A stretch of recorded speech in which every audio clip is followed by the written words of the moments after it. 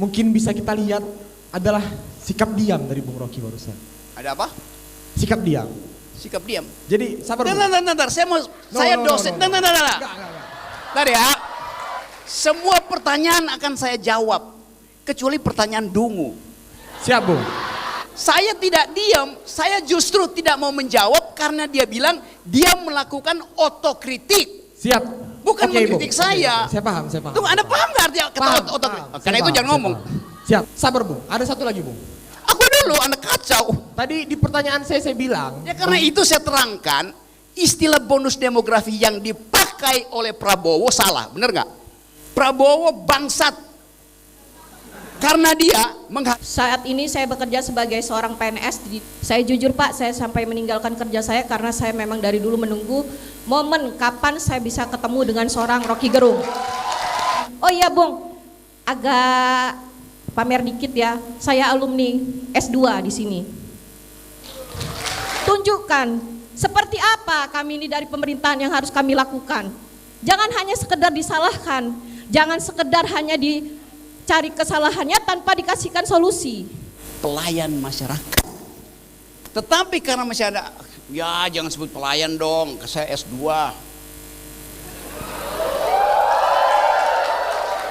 Kalau Anda bilang bahwa kalian kritik, kasih kami solusi. Kami bayar Anda untuk cari solusi. Itu.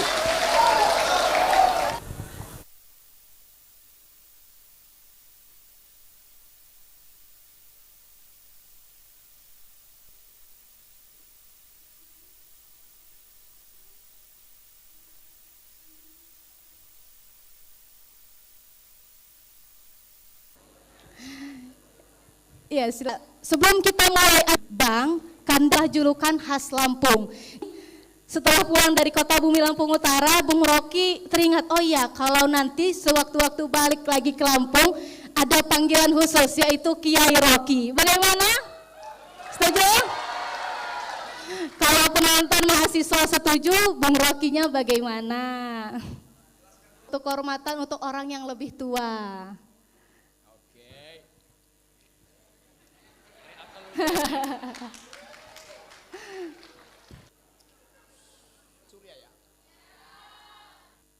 Cakep.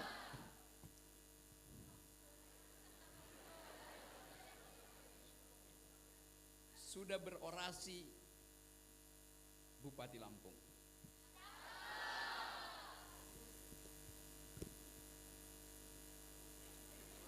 Ada melati di depan panggung. Cakep.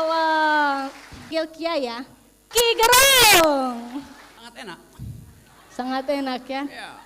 Cukup jauh mungkin perjalanan dari rumah ke kota Bumi Lampung Utara. Ya, apa artinya jarak kalau hati telah bersemi? Waduh.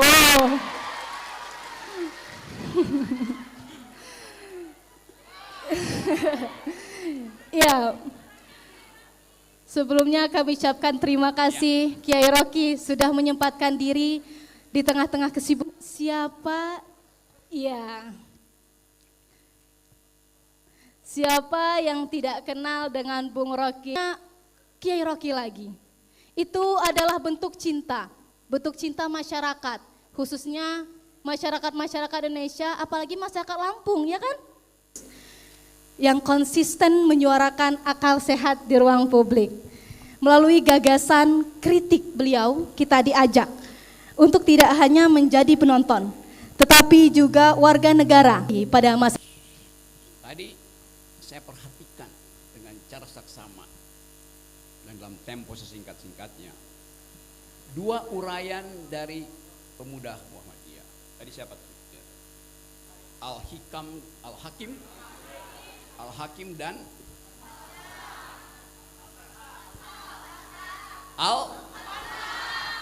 apalah namanya. Karena saya nggak perhatikan namanya, saya perhatikan adalah potongan rambutnya. Rambut seseorang.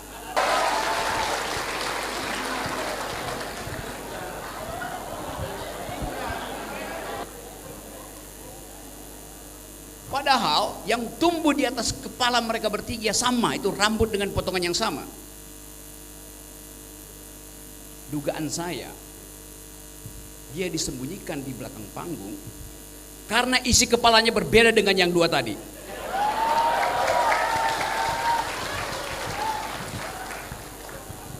Saya pastikan tidak akan ada delik dalam kalimat itu. Karena ini forum universitas. Apa aja boleh diucapkan, tapi dengan basis tadi argumentasi. Anda mau hina pejabat, silakan hina pejabat. Kasih argumen, bukan karena ada basisnya sentimen. Itu ciri pertama.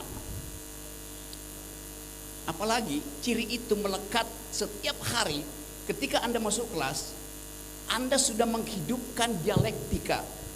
Kalau Anda masuk kelas, niat Anda adalah bertengkar dengan dosen.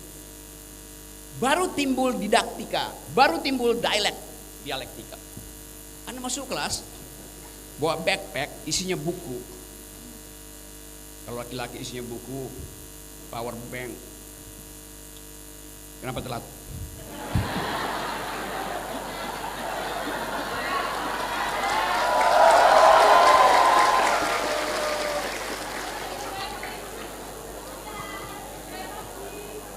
Yes.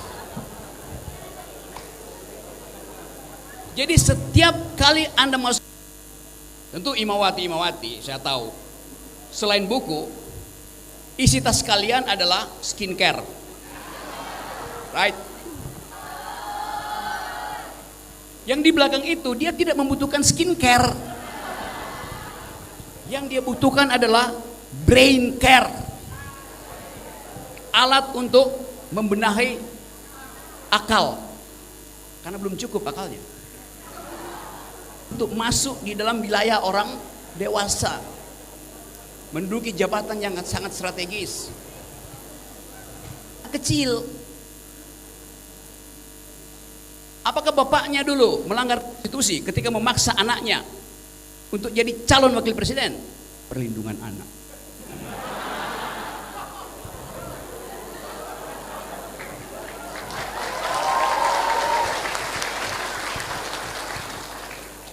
Saya aman bicara di kampus karena saya akan kasih referensi ahli hukum tata negara.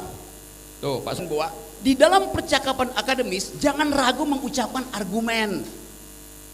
Semua yang saya dalilkan adalah argumen. Tidak pernah saya menghina Pak Jokowi, karena saya menyebut presiden adalah bajingan tolol. Saya ucapkan dengan sengaja. Itu pentingnya memperhatikan narasi supaya kita dituntun untuk memungkinkan orang lain membantah kita.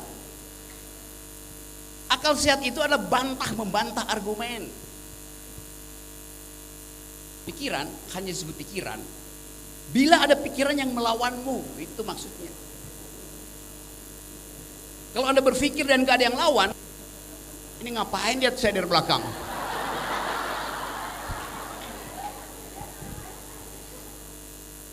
Bila kalian mengucapkan pikiran dan tidak ada yang mengganggu pikiranmu, itu artinya kalian sedang berdoa. Doa tidak boleh diganggu, pikiran harus diganggu. Dalilnya begitu. Siapa yang ngajarkan itu? Brother Ahmad Dahlan. Bro Ahmad Dahlan, Kiai Ahmad Dahlan. Dari 100 berapa tahun yang lalu? 113 tahun yang lalu, Pak Ahmad Dahlan mengajarkan pertengkaran pikiran. Karena itu dia bikin sekolah Muhammadiyah. Anda bayangkan 103 tahun yang lalu, seandainya Kiai Ahmad Dahlan memilih jadi caleg, nggak ada Muhammadiyah hari ini.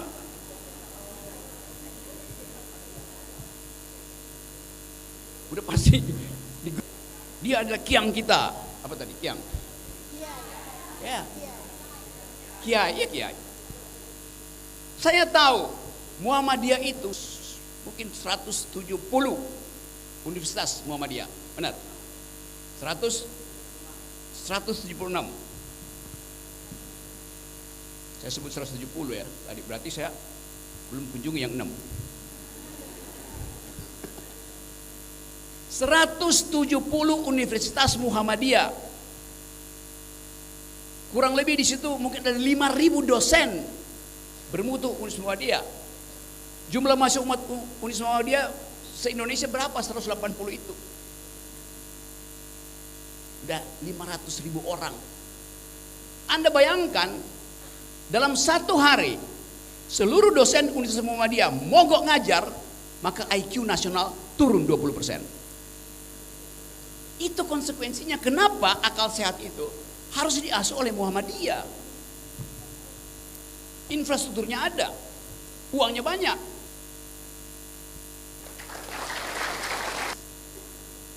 Itu to each according to his feminisme. Karena dari setiap orang, bahkan ketika COVID, saya tahu pemerintah Indonesia, negara berhutang 5 triliun pada Muhammadiyah. Sekedar berhutang kota Bu.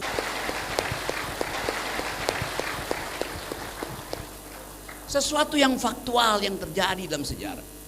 Karena itu kita bicara tentang kebangsaan bukan dalam upaya untuk memaksa orang bersatu, salah itu. Negeri ini didirikan dari suku-suku bangsa, nggak ada yang namanya bangsa Indonesia. Yang ada suku-suku bangsa yang kemudian menyadari bahwa kita harus mengumpulkan energi untuk menghentikan imperialisme dan kolonialisme. Maka terjadilah kebangsaan. Jadi dari awal negeri ini disusun secara majemuk. Awal negerinya kesultanan, Sultan Ternate, Sultan Lampung, Sultan macam-macam. Lalu membentuk bangsa. Jadi negeri ini membentuk bangsa. Kita bentuk bangsa itu. Dasar dari pembentukan itu apa? Kemajemukan. Yang salah dalam cara pemerintah melihat demokrasi adalah salah menafsirkan sila ketiga, persatuan Indonesia. Pak Jokowi paling sering itu salah. Demi persatuan tidak boleh ada perbedaan. Kacau. Karena ada perbedaan diperlukan persatuan. Itu maksud dari sila ketiga. Karena silanya punya persatuan Indonesia, bukan kesatuan, persatuan. Persatuan artinya kelegaan untuk meninggalkan yang partikular untuk masuk pada yang universal. Jadi sekali lagi, teman-teman Muhammadiyah, rawatlah kebangsaan ini di dalam ide perbedaan, itu maksudnya. Dan kesalahan paradigma ini juga dipelihara di DPR tuh. Timbul keangkuhan DPR. Kami mewakili rakyat, karena itu kami berdaulat. Itu tolol. Tidak pernah kedaulatan rakyat diberikan pada seseorang untuk diwakili. Yang Anda berikan pada anggota DPR bukan kedaulatanmu, tetapi kepentingan politikmu 5 tahunan itu. Kalau saya beri kedaulatan saya, maka saya tidak berdaulat lagi. Kedaulatan itu otentik, absolut, tidak boleh diwakili. Pahami itu. Jadi kalau ada anggota DPR bilang kami wakil kedaulatan rakyat, anggota DPR yang nggak pernah jadi anggota IMM.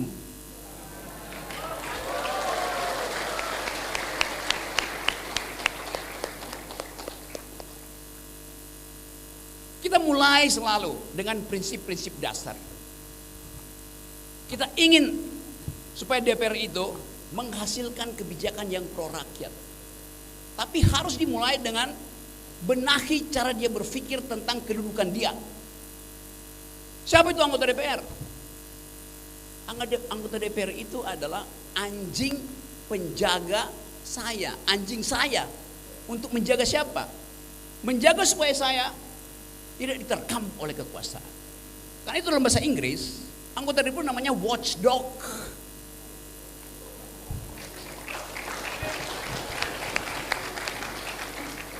Tugas dari watchdog adalah menggonggong. Itu memang. Menggonggong pada siapa? Gonggong presiden, gonggong menteri. Bukan gonggongi rakyat, tolol.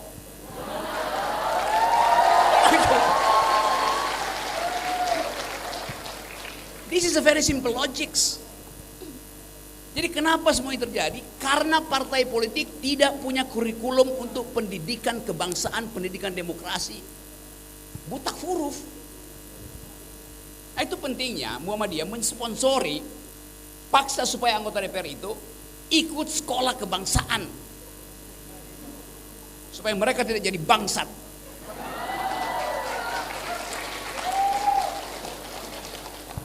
Dasarnya itu sebetulnya. Anda bayangkan misalnya, demo berhari-hari kemarin terjadi karena soal itu, persepsi masyarakat terhadap anggota DPR, kemewahan mereka berbanding langsung dengan kepapaan emak-emak. Ada kesulitan ekonomi.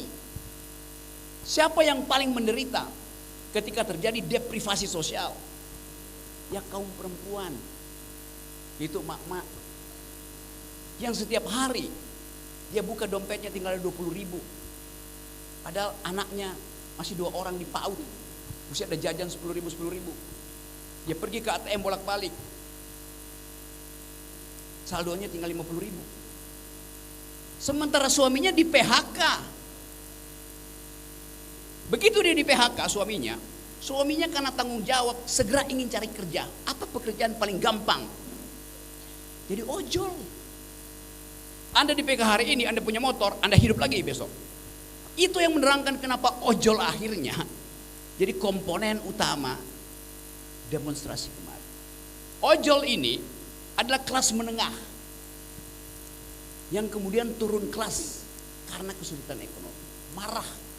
Secara sosiologis pasti marah.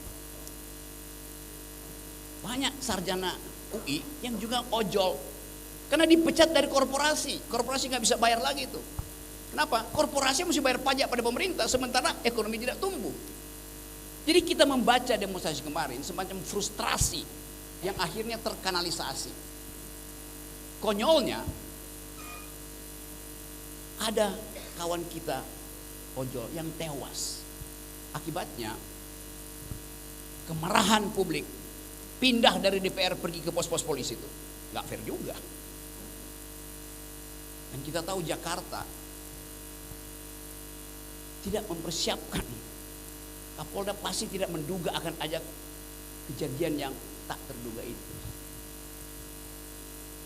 Dan saya tahu Jakarta kekurangan brimob waktu itu.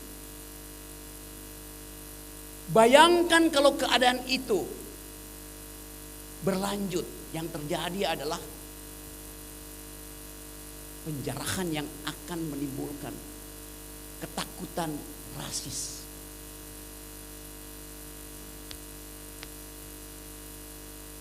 Akal sehat kita pernah berpikir sampai ke situ. Kalau itu terjadi, Indonesia, Jakarta akan mendahului Kathmandu, Nepal. Brutalisme. Jadi apa bahaya dari demonstrasi yang tidak ada pemimpin? Dengan mudah dia digiring oleh seorang yang bermental fasis. Anda nggak tahu Anda dipimpin oleh siapa. Anda dituntun oleh ide yang dieskalasikan melalui sistem media sosial. Tapi Anda nggak tahu siapa pemimpinnya. Zaman 98 saya memimpin demokrasi. Saya bawa mahasiswa saya keluar dari UI, pergi ke Semanggi, berhadapan dengan aparat. Kita bikin pos dulu di tempat parkir lantai dasar Majaya dekat Semanggi itu. Diuber oleh brimob. Peluru karet memang, tapi kalau kena benjol juga.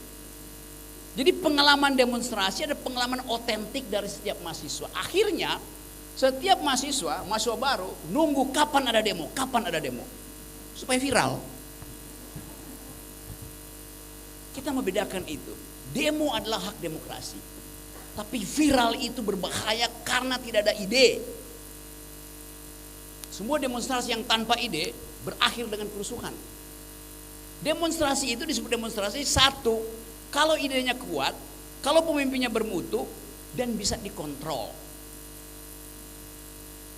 Polisi nggak perlu hadir di situ, tentara nggak perlu hadir karena demonstrasi itu dikendalikan oleh mereka yang berpikir. Jadi kalau ada kerusuhan pasti bukan datang dari mereka yang berpikir, pasti pihak lain. 98 saya bagian dari tim pencari fakta. Kita bisa bedain yang lempar molotov dengan cara itu pasti mahasiswa. Tapi yang lempar molotov dengan cara itu orang yang dilatih untuk bikin kerusuhan. Bisa saya bedain. Sekarang Anda lihat dalam beberapa temuan media massa, yang lempar molotov itu orang yang jadi orang luar. Kan nggak mungkin mahasiswa punya ide untuk membakar shelter busway yang tempat dia setiap hari nunggu bis di situ. Jadi kita mau pisahkan sejak sekarang. Demonstran itu berakal, provokator itu dungu. Harus dibedakan. Karena keadaan ini adalah keadaan anomi, keadaan tanpa nama, keadaan tanpa hukum. Ketika semua orang ingin mengambil kesempatan dari keadaan kepapaan kita secara ekonomi. Kita coba dari kota bumi ini untuk menghasilkan peradaban yang kita sebut the very ideas of environmental justice. Kota bumi memakai kata bumi digabungkan dengan kata kota. Setiap kota ada di atas bumi. Jadi kota bumi itu redundant, kota bumi. Apakah kota bumi ibu kota dari bumi? Boleh, tapi kita dalilkan dari awal. Bumi di dalam bahasa Latin namanya Gaia, G-A-I-A. Gaia artinya perempuan. Jadi kota bumi adalah kota yang akan menghasilkan keadilan berbasis pada etika keperempuanan. Namanya ethics of care, etika kepedulian. Setiap perempuan di dalam dirinya sudah terbentuk etika kepedulian. Tetapi negara selalu menganggap bahwa perempuan itu tidak bisa menumbuhkan ekonomi 8%. Padahal kalau saya kasih data statistik, seluruh hasil pertanian dunia 88% dihasilkan oleh tangan perempuan. Yang kita makan, yang kita kudap di warung-warung, di kafe-kafe, dihasilkan oleh tangan perempuan. 80% produk kuliner dunia dihasilkan oleh tangan perempuan. Tetapi hak properti perempuan hanya 14%. Ketimpangan terjadi. Sebaliknya begitu terjadi krisis ekonomi, perempuan menghadapi kesulitan pertama karena dia yang mengetahui apa isi kulkasnya yang udah habis. Bagaimana naiknya harga-harga kebutuhan pokok. Begitu suaminya di PHK, perempuannya datang ke bank, minta kredit. Pegawai bank bilang, oh kamu perempuan ya? Ya pak, saya mau minta kredit. Jaminannya apa? Suamimu pekerjaannya apa sebagai jaminan? Padahal si perempuan datang ke bank justru karena suaminya lagi nganggur. Kan tolol banknya. Karena masih ada persepsi bahwa perempuan tidak pandai berbisnis. Kalau perempuan dikasih kredit, habis untuk beli skincare. Kita lihat faktanya. Seorang pemenang hadiah Nobel, mungkin 5-6 tahun lalu, namanya Muhammad Yunus, orang Bangladesh. Dia bikin Garmin Bank, bank untuk orang kecil. Nasabahnya 90% perempuan. Di dalam proyek bisnis itu dibuktikan oleh Muhammad Yunus, ketika perempuan diberi kredit, ekonomi bertumbuh dan kreditnya 99% balik. Kalau laki-laki 40% aja yang balik. 60% balik ke cem-cemannya, balik ke selingkuhannya, balik ke rumah bordir, balik ke meja judi. Jadi secara akademis sudah dibuktikan bahwa ekonomi bisa ditumbuhkan melalui kepekaan kemampuan bisnis perempuan di model-model kecil UMKM. Itu yang menyebabkan Muhammad Yunus dapat Nobel Ekonomi justru. Nah di kita perempuan minta kredit masih ditanya, jaminannya apa, suamimu apa kerjanya? Padahal pembedaan itu tidak ada undang-undang, setiap orang berhak memperoleh kredit dari bank. Tetapi culture matters. Feodalisme menganggap bahwa perempuan, kesulitan ekonomi, beban pertama ada pada perempuan. Kalau kita bikin piramida sosial, di paling atas ada kelompok orang yang menguasai ekonomi Indonesia, namanya elite, bourgeoisie. 4 keluarga kaya Indonesia penghasilannya setara dengan 120 juta orang miskin. Disparitas tinggi sekali. Itu yang menyebabkan ketegangan sosial kemarin. Sementara kelas menengah yang berupaya naik kelas ke kelas atas justru turun kelas karena ekonomi tidak tumbuh. Jadi kita membaca gejala ini dari Kota Bumi untuk mendalilkan kembali bahwa justice hanya bisa dicapai dengan memperhatikan daya dukung ibu bumi, yaitu daya dukung sumber daya kita. Ekonomi mau tumbuh 8%, oke, bagus. Kemarin saya ngobrol dengan Menteri Keuangan yang baru, Purbaya. Problemnya ekonomi tumbuh 8%, bagus. Tetapi pertanyaan feminisnya, pertanyaan ekologinya, berapa persen ecological footprint? Ecological footprint artinya kerusakan lingkungan yang akan dihasilkan oleh pemanasan bumi akibat ekonomi tumbuh 8%. Menumbuhkan ekonomi 8% artinya pabrik-pabrik itu akan produksi asap, jalan-jalan akan produksi polusi. Berapa persen ecological footprint yang dihasilkan sebagai impact dari ekonomi yang tumbuh 8%? Itu pertanyaan akademis.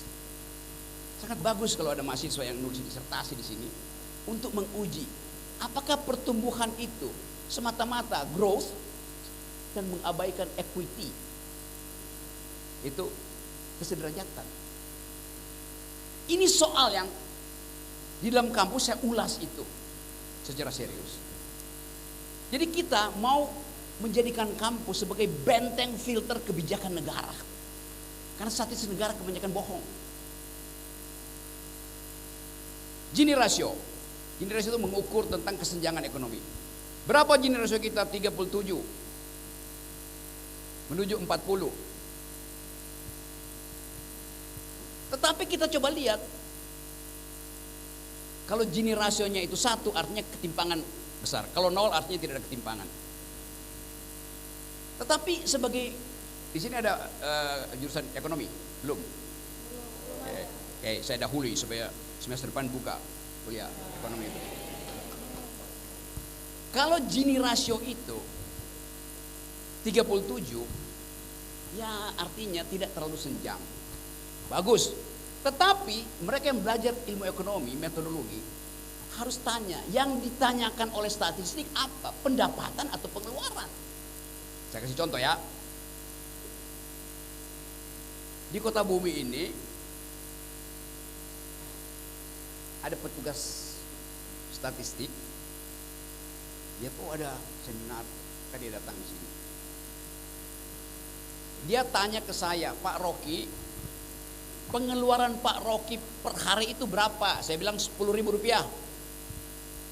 Ya catat 10.000 rupiah.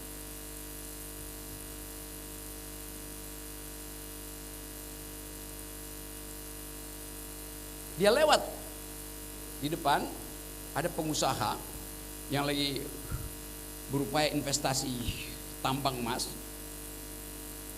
di Lampung Utara. Pak, berhenti sebentar. Saya itu turun dari mobil mewahnya. Berapa pendapatan Bapak sebagai pengusaha? Berapa pengeluaran Bapak sebagai pengusaha tiap hari? 10.000. Jujur pengusaha itu bilang. Oke. Dia masuk ke sini, dia tungguin seorang mahasiswa. Setelah selesai kuliah saya, kamu mahasiswa Umko? Iya. Berapa pengeluaranmu setiap hari? 10.000 Pak. Saya menjawab jujur, saya pengeluaran 10.000. Pengusaha itu menjawab 10.000, masih menjawab 10.000. Besok muncul berita headline. Gini rasio di Lampung Utara 0, artinya tidak ada kesenjangan. Benar nggak? Betul. Tidak kesenjangan. Kalau kita kritis, kita balik pertanyaannya. Kenapa yang ditanya adalah pengeluaran? Bukankah dompet saya sedikit lebih tebal dari dompet seorang mahasiswa UMKO? Dan seluruh dompet kita dikumpulin, nggak ada apa-apanya dibandingkan dompet si pengusaha. Itu kan faktanya. Jadi ada pertanyaan yang salah di situ. Sekarang coba kita bongkar dengan akal sehat. Si petugas statistik nggak tanya ke saya, atau kalau sekiranya dia ingin, kenapa 10.000 Pak Rocky ya? Saya bilang iya, saya keluar 10.000. Karena setiap hari saya hanya makan pisang Ambon. Rp3.000 satu, 3 kali makan. Kenapa begitu? Saya nggak makan nasi. Saya makan, karena dalam pisang Ambon itu sudah ada karbohidrat, ada vitamin, ada air, ada mineral, lengkap. Karena hobi saya adalah naik gunung, panjat tebing, bukan panjat kekuasaan.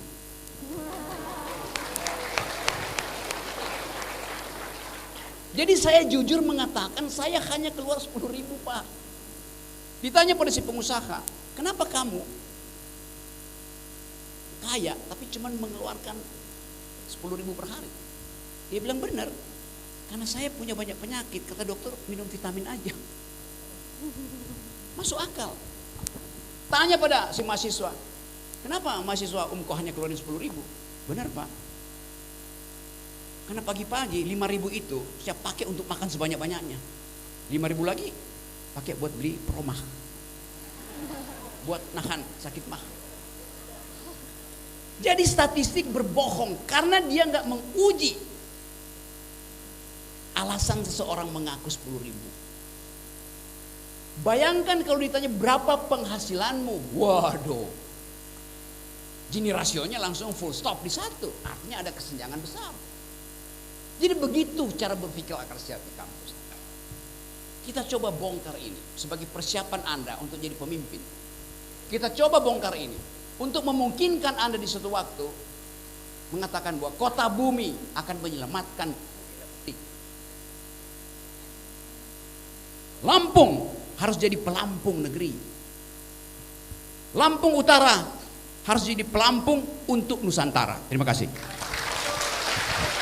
Oke, tepuk tangan yang meriah. Sepertinya bisa dicoba ya tipsnya, 1 hari 10.000. Ya, oke, Bung Rocky. Ya, sebelum rekan-rekan bertanya, sebelumnya saya ingin menjelaskan bahwasanya kita buka per termin, jadi satu termin itu ada 3 penanya. Silahkan mengacungkan tangannya. Wah, nunjuk semua ini.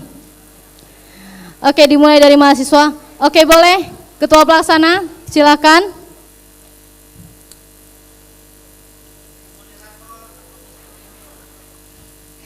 Ya. Termin pertama khusus mahasiswa, nanti selanjutnya umum. Ya, ya. Termin pertama khusus mahasiswa. Ya. Boleh silakan. Baiklah, izin kawan-kawan semua, izin.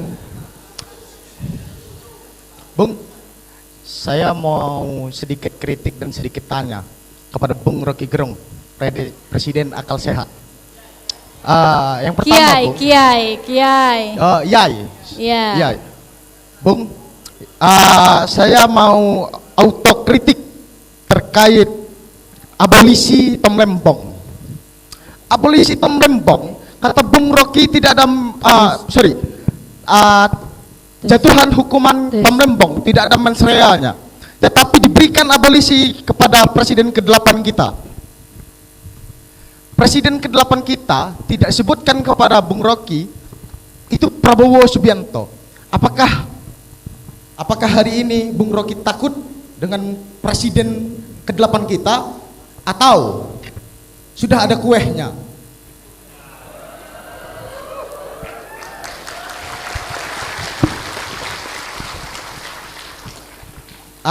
Lagi Bung, kalau Bung Rocky tidak bisa melihat kesalahan Prabowo, bisa saya paparkan seperti PPT Bung.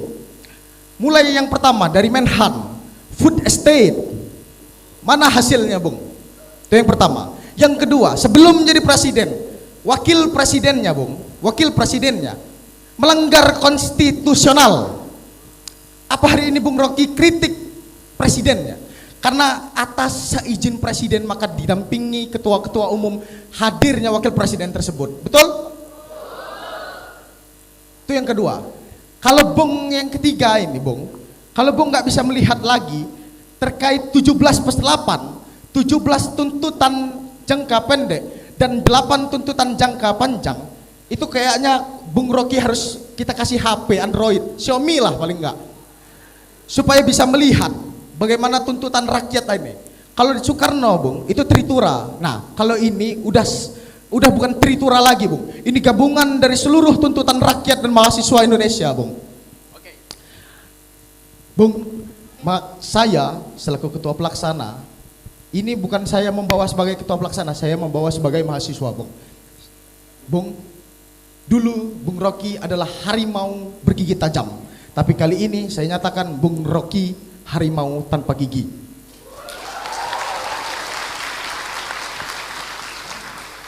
Oke, terima kasih.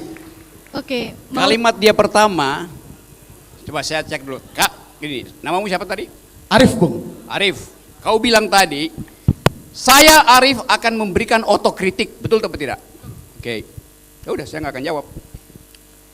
Shh. Yang lain, ada pertanyaan lain?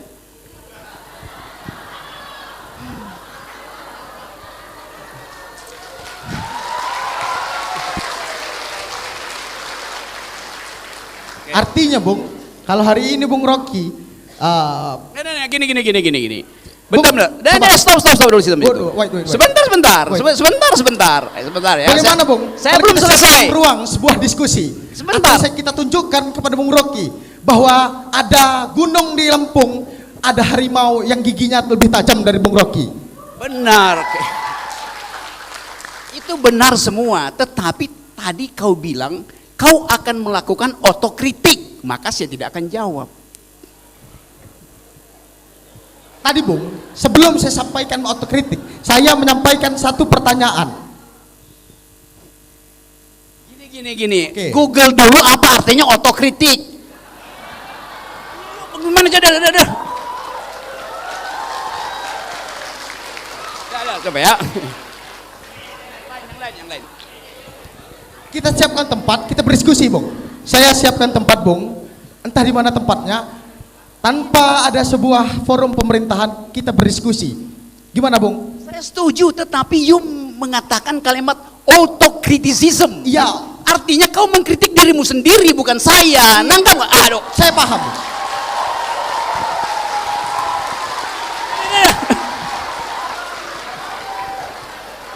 Oke. Tes.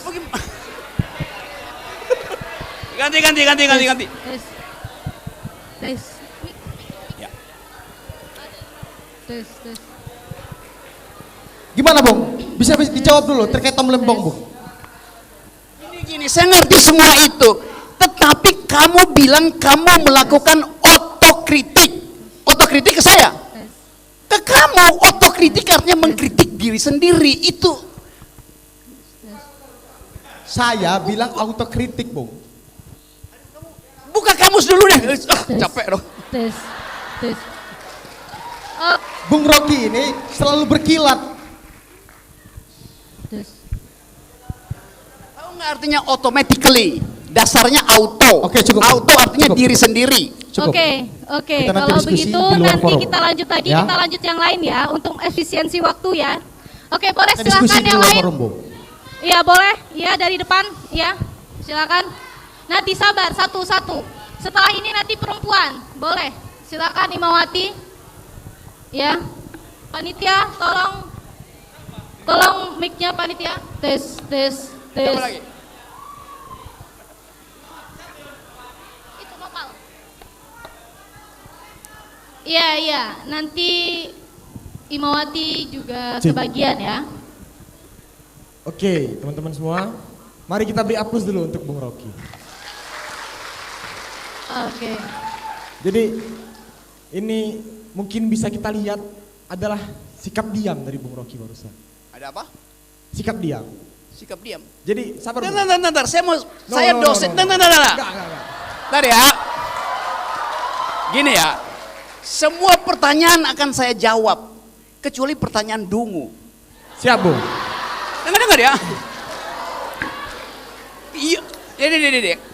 Saya tidak diam, saya justru tidak mau menjawab karena dia bilang dia melakukan otokritik. Siap.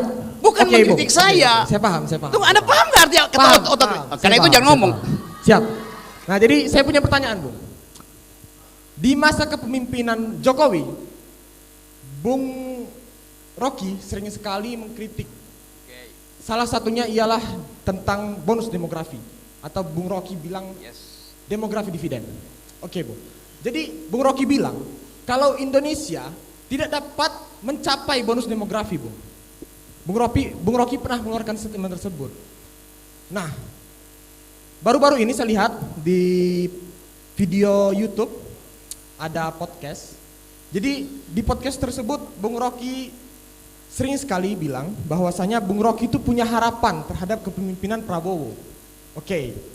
Nah, jadi Bung, yang jadi pertanyaan saya ialah apakah masih ada kemungkinan Indonesia ini mendapatkan si bonus demografi di kepemimpinan Pak Prabowo yang Bung Rocky harapkan? Kalau ada, itu bagaimana usaha kita? Sabar, Bung, ada satu lagi, Bung. Nah, jadi ada satu lagi, Yai Rocky. Jadi kita lihat akhir-akhir ini ya, baik itu pemerintah di media-media sosial itu mengeluarkan statement-statement yang dungu atau mereka pura-pura dungu, serta masyarakat yang dibuat dungu. Kira-kira, Bung, menurut Bung Rocky, kapan Indonesia akan bubar? Terima kasih, Bung. Oke. Jadi dia mengambil alih masalahmu dengan pertanyaan yang benar itu. Jadi saya jawab.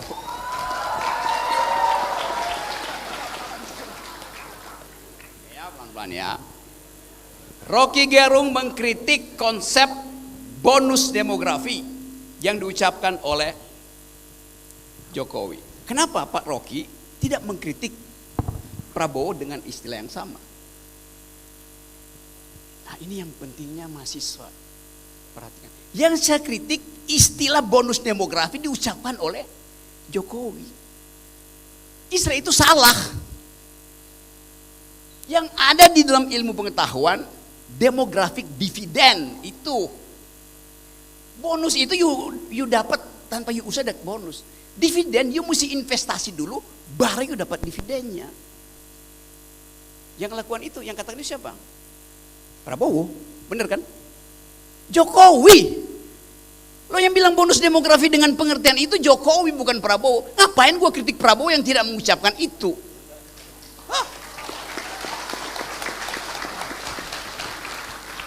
Maaf, Bung. Jadi saya rasa, Bung, kita semuanya harus sadar terhadap bonus demografi. Karena bonus demografi Gini, jangan lakukan yang disebut sebagai logic of hearing. Oke, Bung. Siap. Jadi jangan you pindahin sesuatu sebelum Anda akui bahwa Anda salah menerjemahkan istilah bonus demografi. Akui dulu Anda kacau. Tadi di pertanyaan saya bilang. Ya karena itu saya terangkan istilah bonus demografi yang dipakai oleh Prabowo salah, bener nggak? Bener nggak? Salah. Iya. Yang salah siapa? Iya. Yang pakai istilah itu adalah Jokowi, maka kritik saya harus pada Prabowo. Otak.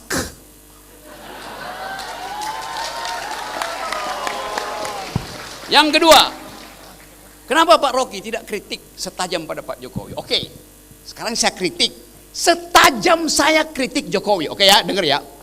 Saya kritik Jokowi karena Jokowi bilang dia punya 11.000 triliun untuk menyelamatkan ekonomi Indonesia. Masih ingat? Yang ngomong itu siapa? Prabowo, benar? Saya kritik Jokowi karena dia bilang dia punya 11.000 triliun di kantong kirinya. Kalau saya kritik sama tajam, maka saya mesti periksa di kantong kirinya Prabowo ada 11 triliun apa enggak. Saya kritik pada dia. Pak Rocky nggak kritik Prabowo sekejam pada Jokowi. Oke, saya kritik sekarang. Prabowo bangsat karena dia menghabiskan APBN untuk IKN. Bener nggak? Bener nggak? Itu tolol. Dia punya otak gitu. Astaga. Ya ulangi ya, kita tambahin ya.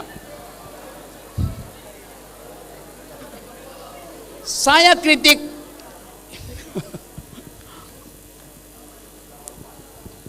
apalagi? Saya kritik Jokowi karena dia bilang SMK sudah dipesan 6.000 unit. Maka saya mesti kasih kritik yang sama pada Prabowo. Bahwa Prabowo pembohong. Tidak ada satupun SMK yang dipesan. Benar tidak? Yang benar? Keras, yang benar? Begitu cara berpikirnya, Tuan. Yang saya maksud tadi, barusan saya terangkan di awal. Kemarahan itu disusun secara argumen, bukan dengan sentimen. Tangkap sekarang. Rocky Gerung tidak mengkritik Fufu Fafa. Di mana saya nggak kritik? Itu artinya saudara fura-fura faham alias Fufu Fafa. Jadi begitu maksudnya. Saya ulangi lagi, saya ngerti kalian mau cari sensasi supaya viral.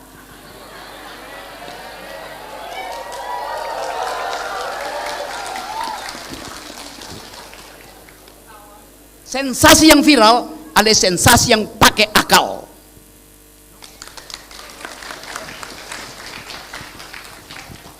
Oke, ada lagi? Siapa lagi? Ya.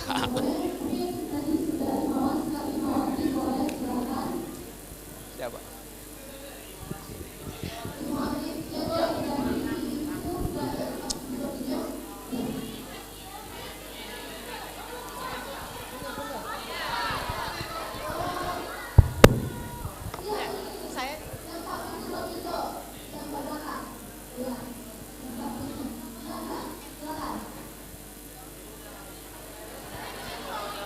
Maaf Mbak, sekalian Mbak tanggung, udah dipegang mic-nya.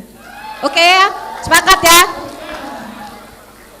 Assalamualaikum warahmatullahi wabarakatuh. Waalaikumsalam warahmatullahi wabarakatuh. Izin memperkenalkan diri, saya tetap memanggil Bung Rocky Gerung karena dari awal saya tahu beliau, saya memanggilnya Bung Rocky Gerung. Ada yang ingin saya pertanyaan ke Pak? Izin memperkenalkan diri, nama saya Rinca Anora. Saat ini saya bekerja sebagai seorang PNS di Dinas Pemberdayaan Masyarakat Desa dan Transmigrasi. Saya jujur Pak, saya sampai meninggalkan kerja saya karena saya memang dari dulu menunggu momen kapan saya bisa ketemu dengan seorang Rocky Gerung.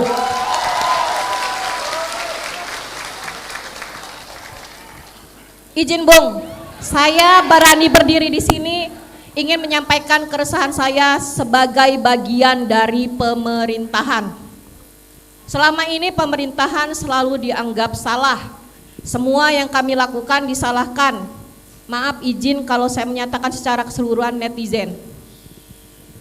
Selama ini ketika pemerintahan itu melakukan kebijakan, maka dengan sontak apabila netizen beranggapan kebijakan itu tidak berpihak kepada mereka, bahwa pemerintah dianggap arogan.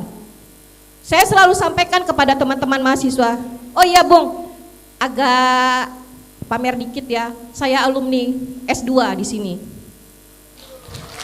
Terima kasih. Kepada teman-teman mahasiswa, saya sedikit bergaul dengan teman-teman mahasiswa. Ketika mereka demo, saya sampaikan, ketika demo tolong mainkan data. Jangan hanya sekedar berani demo, jangan sekedar berani orasi, jangan sekedar berani anarkis. Ketika kita main data, maka demo itu insya Allah akan bermakna. Ketika kita hanya main berani, nggak perlu jadi mahasiswa, preman pun bisa demo. Bedanya preman yang dengan mahasiswa adalah ketika mereka demo, dia menyampaikan data. Ketika tidak ada kesesuaian antara kebijakan yang diambil pemerintah dengan kenyataan yang ada di lapangan, tunjukkan seperti apa kami ini dari pemerintahan yang harus kami lakukan. Jangan hanya sekedar disalahkan, jangan sekedar hanya dicari kesalahannya tanpa dikasihkan solusi. Silahkan kami dikritik, kasih kami solusi. Ketika kami menyatakan, aduh dek masih kecil tahu apa, kamu makan aja masih dikasih pak bapak, salah kami ngomong kayak gitu.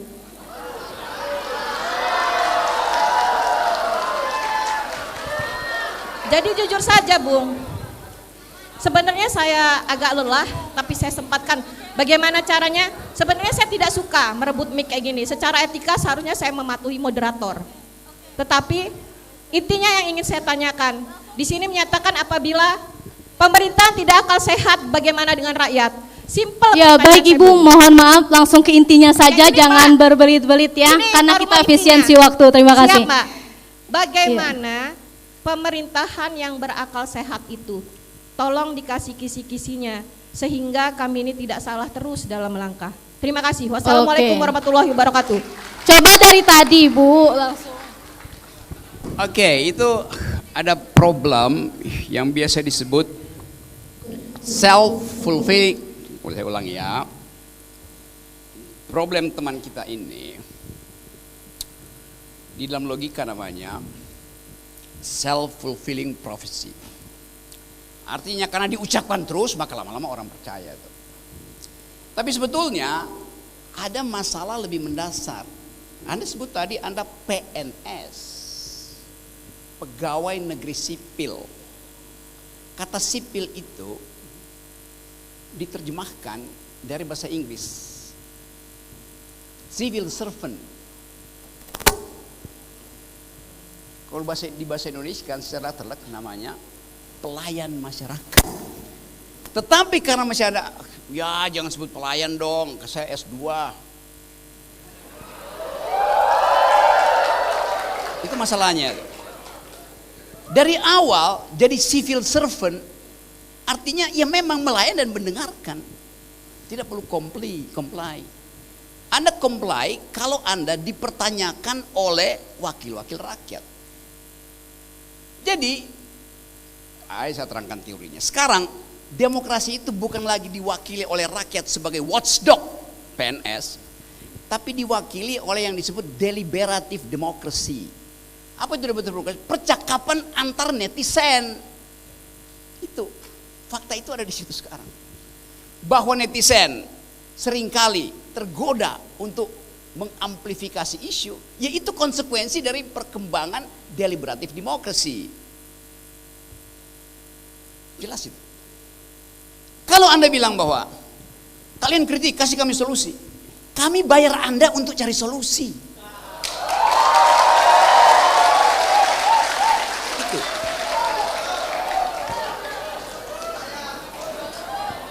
Jadi kata itu nggak boleh keluar gini ya. Sejengkel-jengkelnya saya sebut PNS itu termasuk menteri-menteri itu. Sama, dungu, minta solusi. Yes. Jadi kita mesti tahan bahwa kami memang, karena itu pakai istilah Inggrisnya we are civil servant. Pelayan nggak boleh komplain.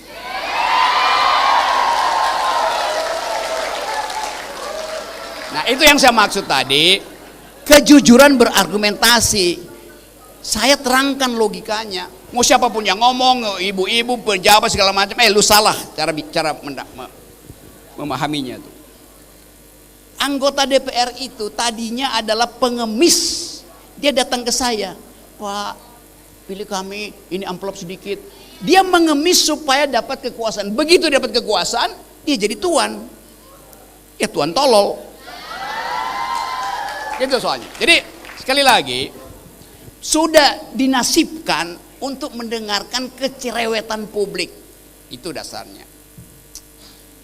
Ya sekali lagi, tidak ada perbedaan di dalam warga negara, perbedaan yang didasarkan pada status lain selain citizen. Mau dia S3, banyak guru besar pun gak. Karena banyak guru besar otaknya kecil.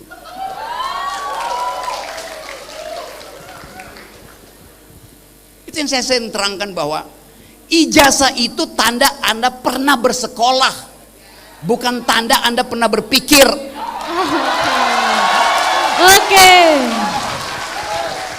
Ya, terima kasih. Itu yang sering orang persoalin ke saya kan.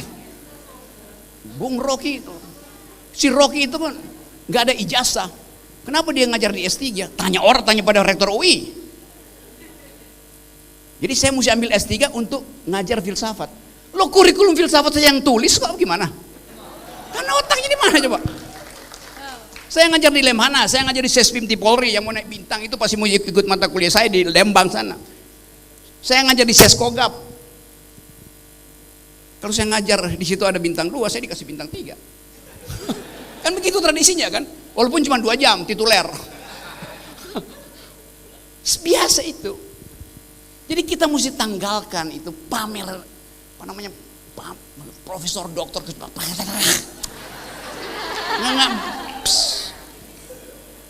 nggak ada itu lagi. Saya kasih sedikit ilustrasi ya. Kalau Anda misalnya anak kota bumi mau belajar ke Amerika misalnya, Anda mendaftar di beberapa kampus, biasanya disebut community college. Jadi kampus yang dibiayai oleh kabupaten kayak ginian. Kebanyakan kampus di pantai barat Amerika, Los Angeles, San Francisco, situ California lah itu. Anda datang ke situ, rektornya akan tanya, kamu dari mana? Dari kota bumi Pak. Oke. Kamar kamu ada di lantai 4, 423, lantai 4, kamar 23. Terima kasih Pak Rektor. Besok pagi turun ke 101, kantor rektor lantai 1. Ya, bawa mata kuliah yang ingin kamu pelajari di kampus saya. Anda bingung, kok mata kuliah? Iya, Anda tulis sendiri kurikulum, mau belajar apa di situ.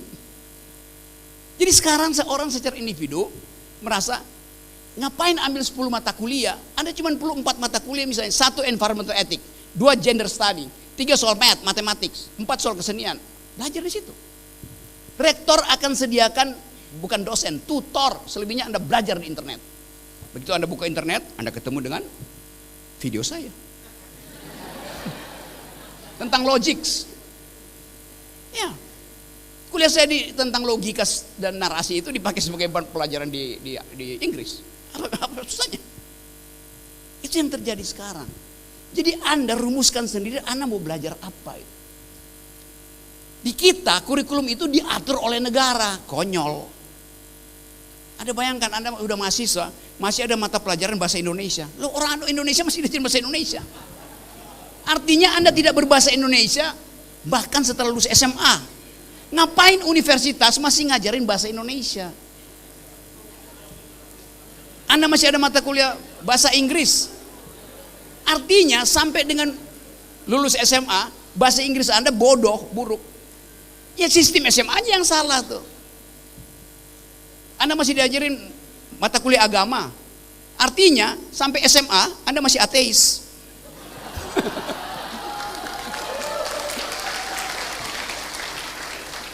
Semua pelajaran di universitas semua pelajaran di universitas sifatnya adalah membatalkan dalil. Itu yang namanya berargumen. Agama diajarkan untuk menguji pikiran kita. Mampu nggak kita melampaui artificial intelligence dengan pertanyaan-pertanyaan metafisis, teologis? Itu. Ya doa ada di pesantren, ada di masjid. Jadi kita buang banyak uang untuk hal yang sebetulnya harusnya semua orang itu belajar ilmu-ilmu dasar. 1 logika, 2 matematika, dasar-dasar fisika, dasar-dasar kimia. Sampai di SMA nanti dia pilih ke atasnya tuh. Yang namanya liberal arts itu. Saya kuliah pertama jurusan elektro.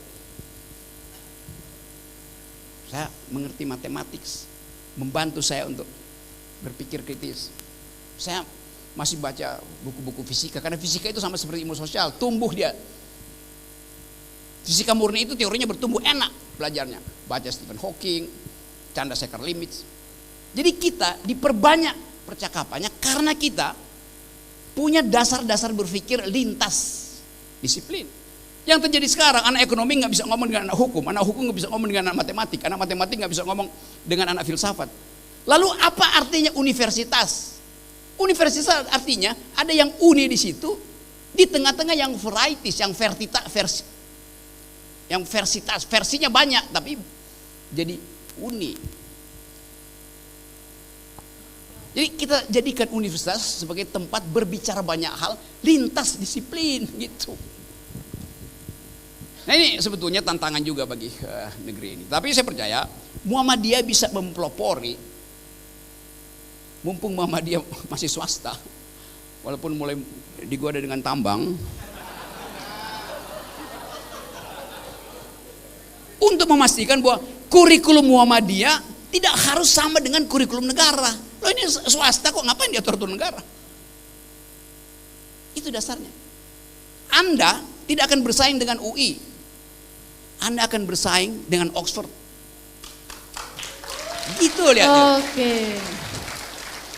Oke, jadi itu keterangan tambahan tadi. Oke, macam yang lain pertanyaan. Sebelumnya nanti saya juga ingin ikut bertanya sebelum nanti rekan-rekan bertanya lagi. Bung Rocky, mengenai yang tadi sudah kita jelaskan. Kamu jangan ikut bertanya.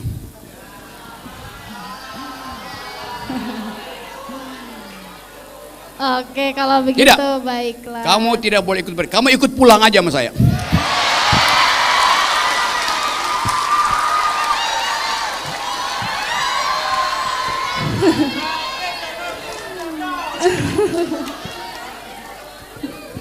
Ya, jadi ini Mila beneran nanti saja bertanyanya ya, di luar dari sini mungkin ya. Oke. Oke, boleh ya? Ya, dari Bang Irham boleh, silakan.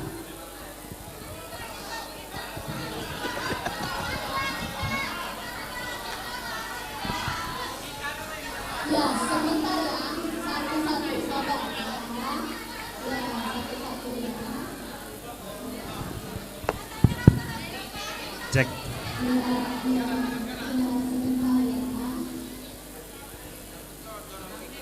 Oke, boleh nanya? Oke, bismillahirrahmanirrahim. Assalamualaikum warahmatullahi wabarakatuh. Salam. Izin Kiai Rocky, nama saya Irhamuddin. Saya mahasiswa Fakultas Hukum semester 8. Ya. Semester berapa? Semester 8. Semester 8, Bung Rocky. Lagi nyusun, Bung. Sedang bimbingan sama dosen. Oke. Ya. Semester 8, rencana DO semester berapa? Semester 14, Bung. Semester 14. Izin Kiai Rocky. Setahu saya selama saya belajar di dunia hukum, yang punya hak imunitas atau kebal hukum itu advokat. Dilindungi di Undang-Undang Advokat pasal 16 dan putusan Mahkamah Konstitusi. Nah, advokat pun kadang kalau dilaporkan oleh rekan-rekan penyidik itu udah gemeter juga, panas dingin. Bahkan nggak bisa tidur. Tapi saya perhatikan Bung Rocky di publik selalu berkata sebagai dosen dan tukang panjat gunung. Mapala lah cecenya, pecinta alam. Tapi faktanya dalam beberapa perkara dilaporkan dalam perkara Al-Quran fiksi, bajingan tolol, kemudian Gibran terima uang, tapi Bung Rocky sampai sekarang belum berstatus sebagai tersangka. Nah, bahkan kita nggak jelas apakah SP2HP A2, apakah SP3 dalam perkara Bung Rocky. Sampai sekarang nggak jelas. Bahkan dalam panggilan penyidik, saya perhatikan Bung Rocky nggak didampingi advokat, jalan sendiri. Nah, saya pengen tahu juga tips-tips Bung Rocky ini bagaimana bisa, iya, bisa kebal hukum, bahkan tidak ditetapkan sebagai tersangka, bahkan tahapan sidik pun tidak. Nah, mungkin itu Bung Rocky. Terima kasih Bung. Ini sebagai wawasannya sebagai mahasiswa. Saya akhiri bisa Pak Speaker Herat. Assalamualaikum warahmatullahi wabarakatuh.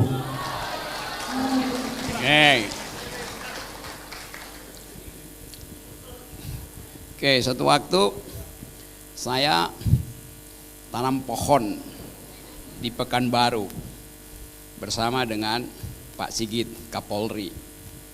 Saya berdiri di sini, Pak Sigit tanam pohon.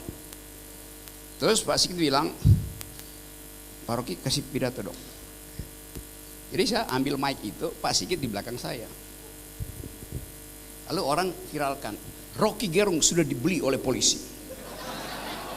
Jelas-jelas Pak Sigit di belakang saya yang beli Pak Sigit. Jadi Anda bayangkan persepsi publik itu. Kalau tanya, ya saya bukan advokat, but I'm playing devil's advocate thing.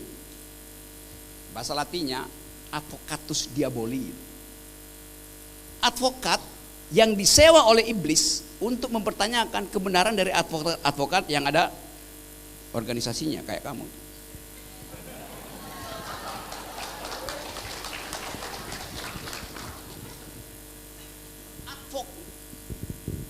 Anda di ujung Siratul Mustaqim, Anda ditanya oleh malaikat baik, oleh malaikat jahat kan? Nah, saya mempraktekkan malaikat jahat. Di dalam hukum prinsipnya, niat baik tidak perlu diuji. Niat buruk harus dibuktikan. Right? Act of good faith dalilnya. Di dalam hukum ada prinsip bahwa seseorang tidak boleh diduga bersalah sebelum diputuskan bersalah. Tetapi dalil itu, dalil praduga tak bersalah, itu dalilnya hakim, bukan dalil saya. Saya boleh tuduh orang bersalah. Polisi punya hak untuk menuduh orang bersalah. Bayangin kalau polisi punya ikuti prinsip itu, presumption of innocence. Ya nggak ada maling dong, nggak bisa dituduh. Jadi kita juga mesti ngajarin advokat ini untuk paham bahwa yang pertama, hukum kita itu masih berbasis pada fondasi filsafat positivistik. Apa itu positivistik? Hukum di dalam bentuk black letter of law. Hukum yang tertulis huruf hitamnya di kitab undang-undang tuh. Padahal hukum itu evolve. Hukum itu harus ditafsirkan secara hermeneutik, secara semiotik, secara sosiologi, secara filosofis. Karena hukum bertumbuh. Legal norm itu adanya di kitab undang-undang. Tetapi kitab undang-undang itu harus memperhatikan perkembangan dari social norm, norma sosial, culture norms. Nah, itu pentingnya mahasiswa Fakultas Hukum belajar juga tentang legal philosophy atau legal reasoning. Saya mengajar hakim-hakim Mahkamah Agung loh. Saya juga dosen nggak ada orang yang tanya, loh Pak Rocky kan bukan sarjana hukum, kenapa ngajar di sini? Saya bilang saya ngajarin sarjana hukum. Saya ngajarin filsafat hukum. Jadi balik pada soal tadi, kita mesti perhatikan bahwa pertumbuhan hukum itu seringkali terlambat oleh pertumbuhan sosial media. Demo-demo kemarin misalnya, siapa yang mau ditangkap polisi? Pedro, karena dia mempromosikan kekerasan. Seorang ahli bahasa, kalau saya dipanggil di situ saya akan bilang, itu adalah bahasa standar netizen yang belum pernah dijadikan sebagai potensi delik dalam KUHP kita. Jadi hukum itu berkembang, ini bahayanya gitu. Jadi segala hal kita uji di dalam kedudukan itu. Nah, saya ingin terangkan sedikit bahwa tadi kita baca bahwa hukum kita itu tetap didasarkan pada legal positivism. Nah, masalahnya orang berhenti pada seseorang yang namanya siapa namanya yang biasa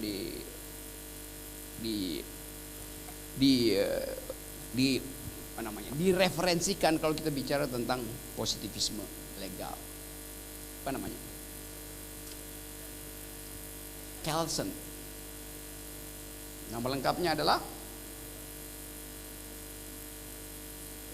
Kelsenian kind of legal reasoning. Siapa namanya Kelsen itu ya? Hans Kelsen. Coba Anda Pak, saya terangkan banyak kekacauan cara berpikir itu. Buku yang ditulis oleh Hans Kelsen, judulnya adalah Pure Theory of Law. Teori murni tentang hukum. Nah, kata pure itu diputar. Dianggap buku Kelsen itu Theory of Pure Law, bukan. Banyak mahasiswa, bahkan dosen, guru besar yang tidak pernah membaca buku Pure Theory of Law yang ditulis Hans Kelsen kira-kira tahun 1950. Lebih gila lagi, orang nggak pernah tahu apa artinya Pure Theory of Law. Artinya satu peristiwa hukum hanya boleh diuji berdasarkan dalil yang ada sebelumnya, yang tingkatannya di atas dalil-dalil yang ada, yang positivistik. Hukum hanya disebut adil bila keputusan hakim itu didasarkan secara koheren pada sejumlah kategori di atas hukum positif itu. Jadi nggak perlu ada pertimbangan sosiologis, karena disebut pure theory of law. Padahal hukum sekarang tumbuh berdasarkan perkembangan sosial, social norm. Salahnya di situ. Jadi anak-anak hukum, saya udah pelajari kurikulum Fakultas Hukum 1 Indonesia, salah membaca Hans Kelsen. Dia salahnya karena dosen-dosen yang ngajarin itu juga tidak tahu bahwa Hans Kelsen itu adalah muridnya Immanuel Kant yang menulis buku Pure Logics. Karena itu Kelsen selalu dianggap sebagai neo-Kantianism. Pure logic artinya terangkan persoalan hanya berbasis pada ketepatan penalaran, force of legal reasoning. Nah, sulitnya di kita kurikulum itu tidak diajarkan legal reasoning, penalaran hukum. Nah, itu yang saya ajarin di hakim-hakim Mahkamah Agung tuh tentang legal reasoning. Nah, saya ingin supaya Muhammadiyah juga mulai pasang mata kuliah itu legal reasoning, cara penalaran hukum. Saya kasih contoh ya, supaya agak membumi di kota bumi. Kalau misalnya di kota bumi ini ditemukan fakta bahwa kekerasan terhadap perempuan dari tahun ke tahun meningkat. Karena itu masyarakat meminta supaya turunkan tingkat kekerasan pada perempuan. Rame-rame datang ke DPR, DPR kirim surat ke DPR ke pusat, maka dibuatlah KUHP baru. Supaya angka kekerasan pada perempuan menurun, mesti ada efek jerah pada pelaku kekerasan. Betul? Oke, sekarang kita lihat logikanya. Perkosaan, delik perkosaan dituntut hukuman 15 tahun. Tapi dengan 15 tahun, angka kekerasan itu naik terus. Maka diputuskan, perkosaan harus dinyatakan setara dengan death penalty. Maka pemerkosa ancaman minimalnya adalah hukuman mati. Oke? Senang? Senang. Sekarang kita uji logika itu melalui penalaran hukum. Setelah 2 tahun KUHP baru itu diterapkan, tidak ada penurunan angka kekerasan pada perempuan. Yang terjadi justru pemerkosaan plus pembunuhan makin tinggi. Apa penyebabnya? Panggil ulama. Penyebabnya karena si pemerkosa tidak bermoral. Astaga. Kalau dia bermoral dari awal dia nggak akan memperkosa.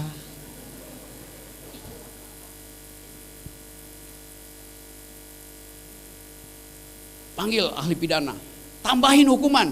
Loh, hukuman mati udah hukuman tertinggi, death penalty tertinggi. Tidak.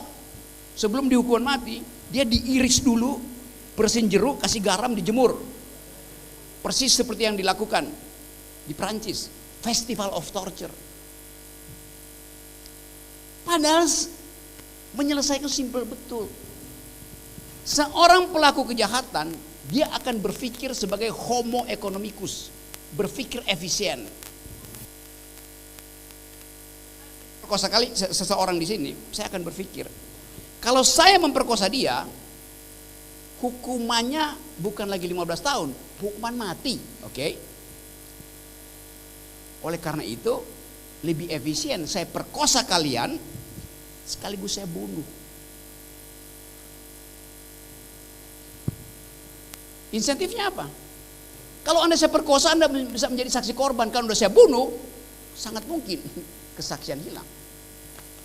Jadi lebih efisien memperkosa dan sekaligus membunuh, itu maksudnya. Jahat di dalam moral, tapi efisien dalam penalaran si penjahat. Itu maksudnya. Nah, teori hukum itu namanya the economic analysis of law. Hukum dipelajari berdasarkan motif berpikir ekonomi si penjahat. Penjahat itu seorang yang rasional. Daripada kena hukuman mati, memperkosa, mending sekalian gue bunuh. Gak bermoral. Tidak ada urusan moral di situ. Karena dari awal dia memilih secara rasional. Jadi banyak hukum yang gagal karena tidak memakai tadi legal reasoning. Sekarang upaya rampas aset, miskinkan koruptor, bagus. Perampasan aset yang dituntut tadi oleh 17+8.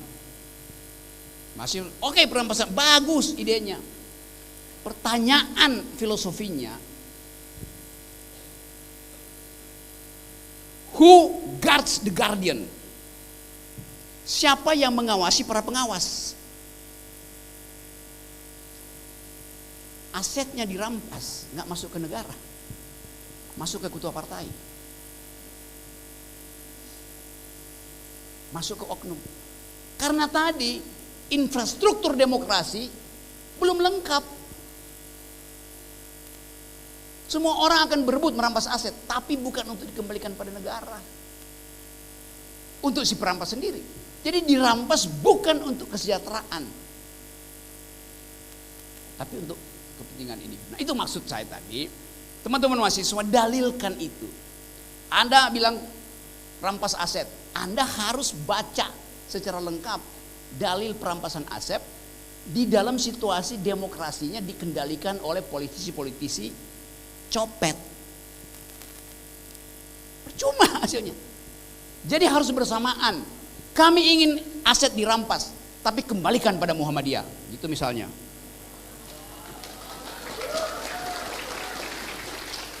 Nanti Muhammadiyah distribusikan. Oleh karena itu Muhammadiyah akan mengelola aset itu. Aset tambang Bahlil saya balikin. Itu maksudnya yang saya terangin tadi itu. Supaya tadi mahasiswa melakukan otokritisism. Nah, itu tadi yang salah tuh. Itu namanya otokritik mahasiswa. Wah, kami tahu tapi masih ada bahaya. Maka kami akan deal dengan jurnalis. Kami perbaiki argumen kami ya. Dari 17+8 tuntutan itu tentang perampasan aset, kami perbaiki argumennya. Fair. Ada seminar di sini. Kota Bumi akan jadi pusat perhatian. Dari Kota Bumi, kita akan selamatkan bumi ini dari para koruptor. Jadi begitu cara berpikir. Razan, makasih. Oke, terima kasih. Ya, kita cukupkan sebentar karena azan. Nanti kita lanjut lagi.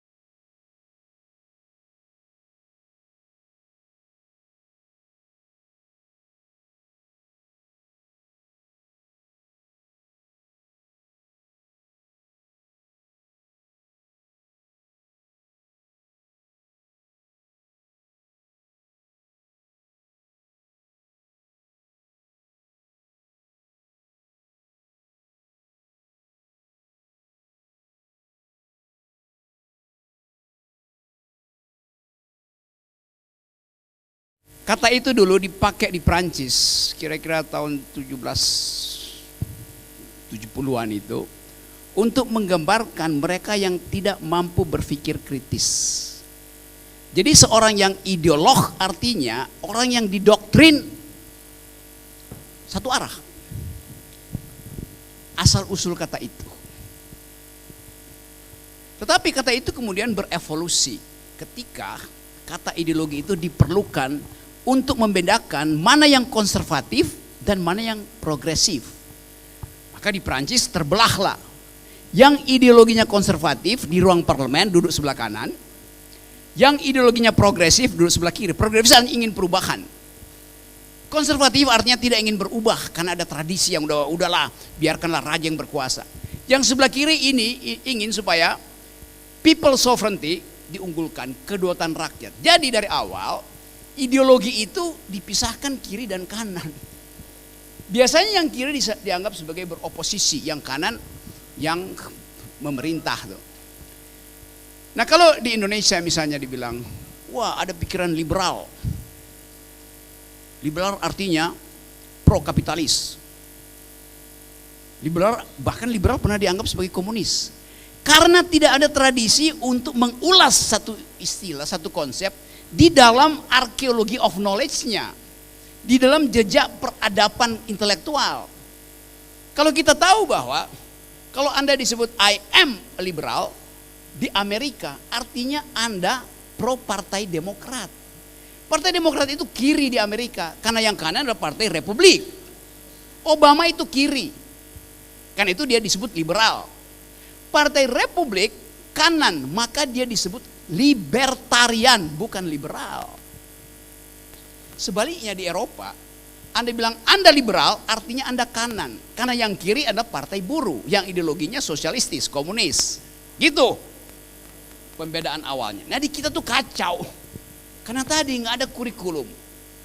Nah Musa juga Muhammadiyah bikin mata kuliah namanya intellectual history, sejarah pemikiran intelektual. Supaya akar masalahnya itu diterangkan. Nah begitu banyak anggota DPR yang bahkan buta huruf beda antara liberal dan libertarian. Kan artinya partai itu tidak punya kurikulum untuk mengajarkan sejarah demokrasi, sejarah intelektual, sejarah pemikiran ekonomi, sejarah pemikiran politik. Itu bahayanya. Saya lagi dorong partai-partai besar supaya bikin kurikulum tentang pendidikan politik berbasis pada sejarah Indonesia yang adalah bagian dari sejarah dunia. Saya sebut dengan jelas, Indonesia tidak ada sejarah. Sejarah Indonesia bagian dari sejarah dunia. Jadi kita mesti lihat sejarah kita di dalam perkembangan ide tentang demokrasi. Sejak orang-orang Belanda itu tahun 1800 dikuasai oleh kalangan liberal, artinya bebas berpikir. Ide itu masuk di Indonesia jadi politik etis. Maka dibuatlah sekolah-sekolah, dibuatlah pendidikan-pendidikan. Kartini masuk di dalam era ketika Eropa Belanda itu dikuasai kaum liberal. Sampai sekarang. Itu pentingnya partai-partai ini supaya nggak dungu itu lakukan perubahan kurikulum, bukan ngajarin korupsi doang. Kan anggota parlemen sekarang dari partai manapun kira-kira, kalau gue masuk partai, masuk DPR, gue ingin duduk di komisi anggaran, badan anggaran. Buat apa? Ngincer proyek. Ini masalah besar kita tuh. Jadi teman-teman Muhammadiyah yang nanti pasti akan demo ini pasti akan berlanjut. Dalilkan sesuatu dengan riset yang kuat. Supaya Anda permalukan anggota DPR dengan argumen. Bukan dengan menyerbu rumah mereka. Gak ada gunanya. Kelihatan kita tidak beradab. Demonstrasi bakar rumah orang tuh. Tapi dia koruptor. Oke, kalau dia koruptor, Anda rampas kekayaan dia, Anda merampas kekayaan koruptor, maka Anda koruptornya koruptor. Itu. Oke. Yes. Jadi jangan sekali-sekali merampok, apalagi ya kan undang-undang perampasan aset belum turun, maka undang-undang penjarahan aset yang jalan kan. Kemarahan memang ada, tapi saya bicara dengan banyak orang dan mahasiswa, terutama mahasiswa saya di UI, di ITB, di Unpad, kami tidak pernah punya ide itu. Itu artinya ada agen-agen yang memulai perampokan itu. Jadi sekali lagi, peradaban kita runtuh nanti kalau tadi benar, pemimpin itu tidak punya ideologi. Kalau PDIP yang berkuasa jelas, sebutkan arah ekonomi adalah keadilan sosial, keadilan rakyat. Kalau Islam yang berkuasa PKS sebutkan bahwa kita ingin keadilan versi syariat. Jelas, debatnya jelas. Kalau yang berkuasa partai-partai kanan, kami ingin Indonesia kapitalis. Jelas. Tapi kita debatkan itu secara akademis. Konstitusi kita di tahun 45 didebatkan 3, 6 bahkan 1 tahun dengan perdebatan ideologi. Waktu kita mau merdeka, pertanyaan pertama, bentuk republik ini republik apa? Republik Islam, republik komunis, republik liberal, republik kapitalis. Ada yang masih menginginkan bentuk republik kita berbasis Islam. Dasarnya apa? Piagam Jakarta.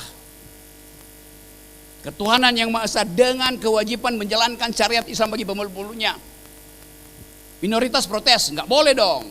Maka dipenggallah ketuhanan yang Maha Esa, full stop. Itu ada perjanjian sosial kita.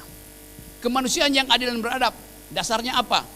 Kesetaraan manusia dengan pengalaman revolusi Perancis. Waktu kepala Louis XVI dipenggal, timbul ide untuk menghasilkan peradaban yang berbasis pada kemanusiaan itu. Revolusi Perancis bikin slogan Liberté, Égalité, Fraternité. Liberté artinya kebebasan, Égalité artinya kesetaraan, Fraternité artinya persaudaraan. Ada nggak itu di Pancasila? Ada di Pancasila, sila kedua, sila kelima. Jadi kita sebetulnya punya spektrum ideologi yang lebar tuh. Dari Islam sampai ke kiri. Sila keadilan sosial, dasarnya apa? Ya Marxisme. Kenapa? Presiden Soekarno membaca semua literatur dunia. Kalau dibilang Pancasila digali dari bumi Indonesia, omong kosong, itu nggak benar. Mana satu sila di dalam Pancasila yang asal usulnya adalah nenek moyang kita? Ketuhanan yang Maha Esa, enggak. Nenek moyang kita politeisme, bukan monoteisme. Agamanya banyak.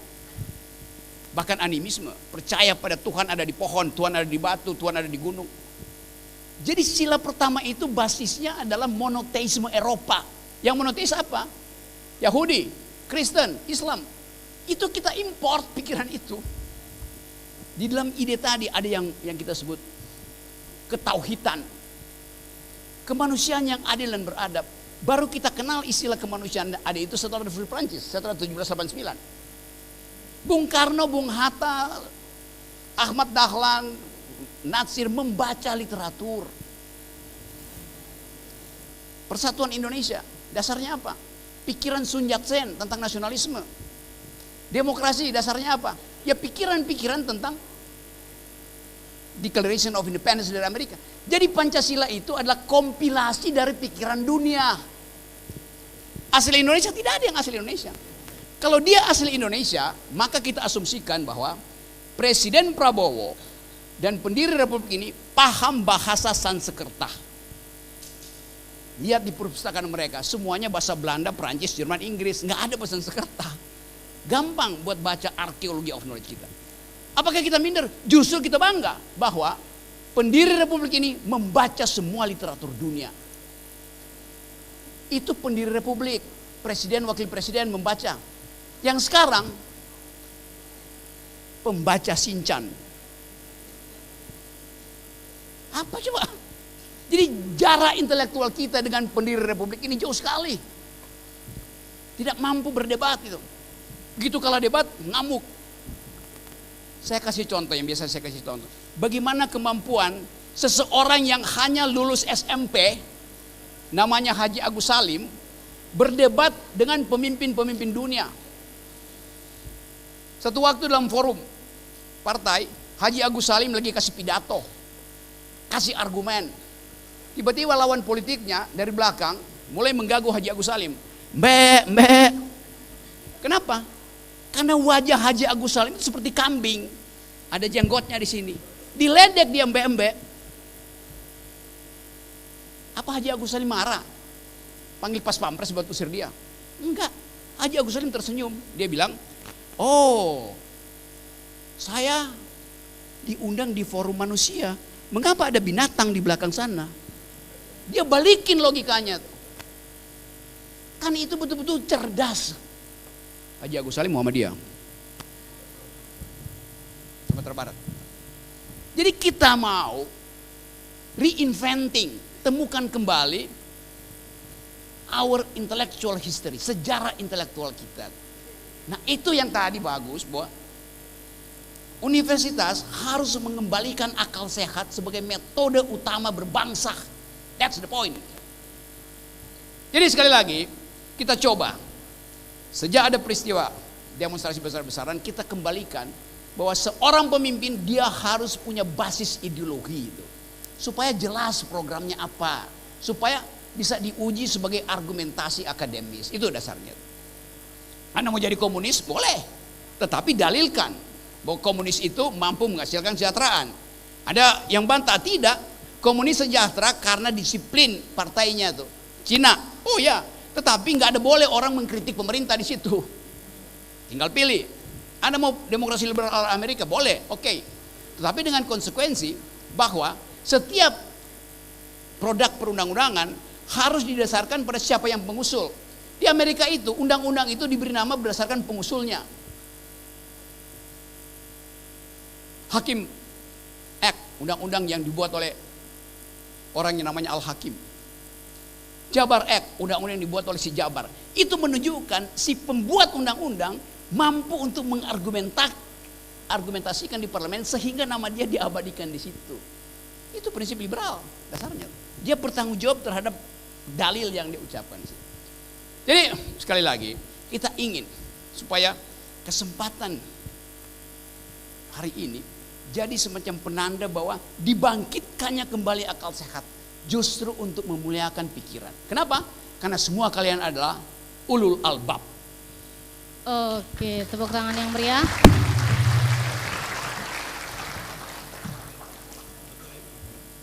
Oke, silahkan. Ya, boleh, silahkan Bang Yudi.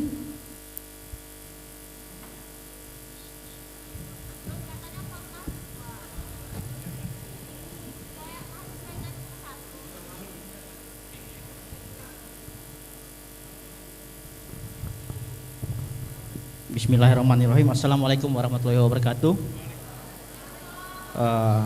Saya Yudi, Yai Rocky, bukan mahasiswa dan bukan siapa-siapa, masyarakat biasa.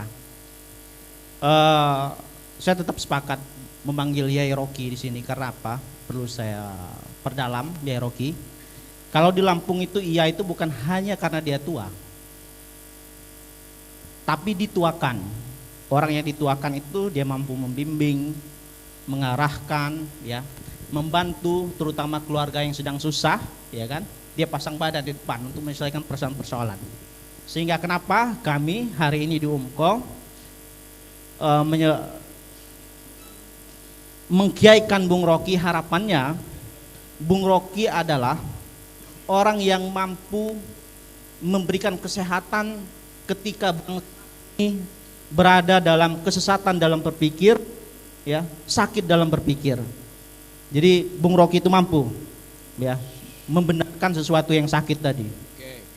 Saya sepakat apa yang disampaikan Bung Rocky tadi. Tidak mungkin seorang pemimpin bicara tentang pembangunan, tentang kemajuan, apapun itu, bila tidak mengetahui sejarah. Ini sangat relevan sekali. Tulisan Buya Syafi'i Ma'arif di Suara Muhammadiyah terbitan 2018. Beliau itu ada 3 lembar tulisan Buya Syafi'i Ma'arif yang kurang lebih sama yang disampaikan oleh Bung Rocky. Tidak mungkin suatu pemimpin bicara pembangunan dan kemajuan masa depan bila tidak mengetahui bagaimana sejarah Indonesia. Dan saya sangat bersyukur, alhamdulillah Pak Rektor, saya juga alumni dari kampus Muhammadiyah ini lulusan Bahasa dan Sastra Indonesia. Karena salah satu yang menyimpan sejarah Indonesia hari ini, kalau kita mau betul-betul bicara sejarah, saya waktu itu diarahkan oleh dosen saya membaca novel Bumi Manusia Pramudia Antatur, tetralogi. Jadi itu bicara tentang sejarah, bagaimana perjuangan untuk menjadi bangsa Indonesia yang merdeka. Ya. Jadi Kiai Rocky, terkait persoalan hari ini bagaimana kita mampu mencapai Indonesia emas, sedangkan di data BPS hari ini, Badan Pusat Statistik, ya, pengguna narkoba di Indonesia ini mencapai 3,3 juta pengguna narkoba. Pengguna judi online itu mencapai 8,8 juta. Putus sekolah itu mencapai 4,6 juta. Jadi kondisi-kondisi bangsa yang hari ini yang katanya disiapkan untuk lebih baik di masa yang akan datang. Ya, kalau kita bicara Indonesia Emas 2045 ya tidak menutup kemungkinan hari inilah kepemimpinan pemerintahan menentukan. Nah, kita selalu bicara di hilirnya, Pak. Kita selalu bicara di hilir, ya. Kalau Bung Rocky tadi, Kiai Rocky tadi sudah bicara ke hulunya, akar dari masalah. Jadi saya tertarik hari ini Kiai Rocky hadir karena diajak rekan-rekan, ya, diajak rekan-rekan karena memang Kiai Rocky ini sedang viral, ya.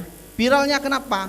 Di medsos itu sebelum statement Kiai Rocky terkait radical break, saya itu mengulang-ulang di video itu Kiai Rocky, radical break, ya, statement radical break itu ketika di dalam acara ILC, ya Rocky, sebelum 17 Agustus, ternyata betul prediksi radical break itu terjadi reshuffle, ya, terjadi reshuffle di awal September, radical break.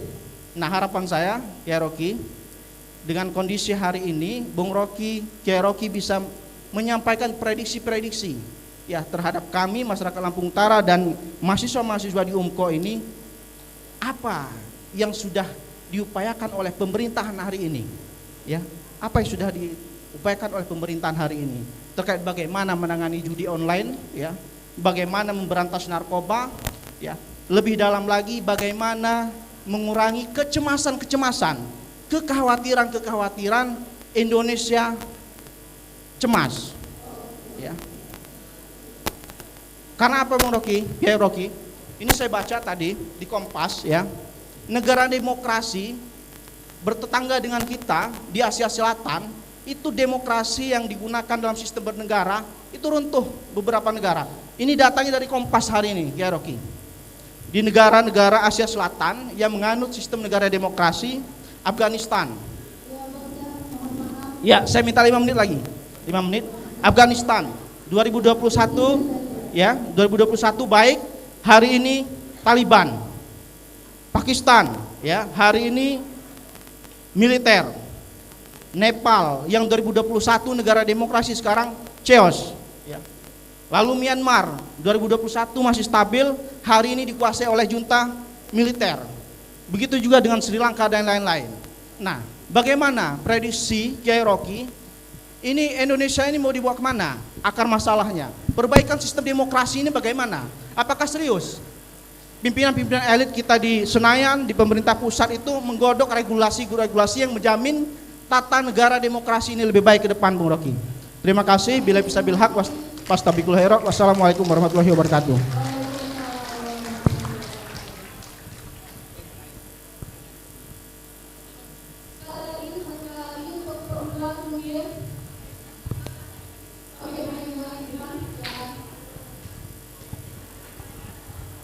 Ya, sebelum itu mungkin di sini ada yang rancu juga, Bung. Karena kan tadi katanya forum mahasiswa, tapi cuma satu dari tadi mahasiswa yang nanya.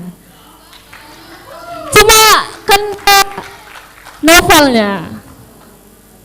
Oke. Di sini perkenalkan, nama saya Asyifa Nurjana, saya dari Prodi Hukum semester 3.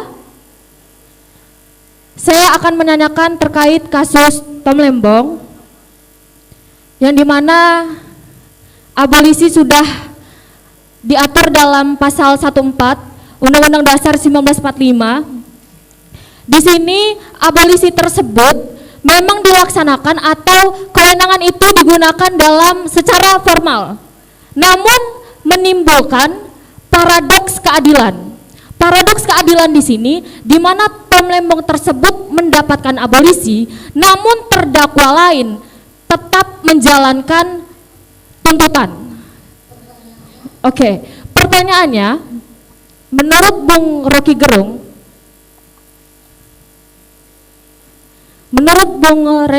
Gerung, di sini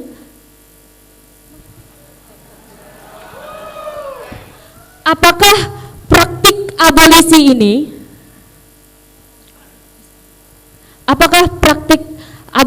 ini tetap bisa dibenarkan dalam akal sehat konstitusi atau malah menimbulkan jurang antara legalitas dengan legitimasi moral di negara kita, yang dimana negara kita adalah negara hukum. Itu saja, terima kasih Bung. Oke ya, ini sekaligus saya bikin kesimpulan tentang apa yang kita bicarakan.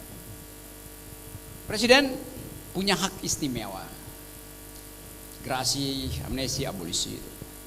Dia disebut istimewa artinya ada keadaan objektif yang bisa dia jadikan dasar secara subjektif untuk memutuskan. Jadi itu keputusan subjektif dalam kondisi objektif tadi. Jadi presiden sangat mungkin dia merasa bahwa ini ada permainan politik. Tapi menurut yang lain nggak ada soal. Tetapi ini adalah privilege presiden yang hanya boleh dilakukan atas kondisi objektif dan keputusan subjektif. Nggak bisa didebat, selesaikan. Secara akademis bisa dibikin disertasi, skripsi itu. Jadi soal Tom Lembang udah diselesaikan itu. Dan itu menghasilkan pemulihan kepercayaan bahwa hukum tidak boleh sekedar dijadikan black letter of law. Tidak boleh sekedar dijadikan sebagai alat untuk menagih tukar tambah politik. Itu dasarnya, itu clear.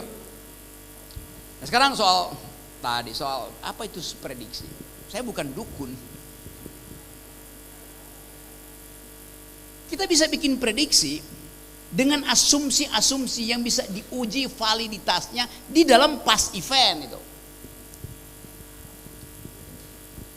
Saya pendaki gunung, jadi saya biasa bikin prediksi. Kalau saya naik ke Himalaya, saya tahu bahwa di ketinggian 7.500 udah pasti suhunya di bawah minus 20. Maka saya nggak mungkin bawa kaos beginian. Gampang. Kita mengerti keadaan itu. Badai angin, satu waktu saya ada di Gunung Elbrus di Rusia itu, angin minus 90 derajat, minus 16. Dari awal kita tahu bahwa ini akan 3 hari. Karena itu hari kedua mending turun. Kalau nggak kena badai di situ kan. Jadi kita bisa bikin prediksi berdasarkan past event, peristiwa-peristiwa sebelumnya itu. Lalu kita bikin prediksi ke depan.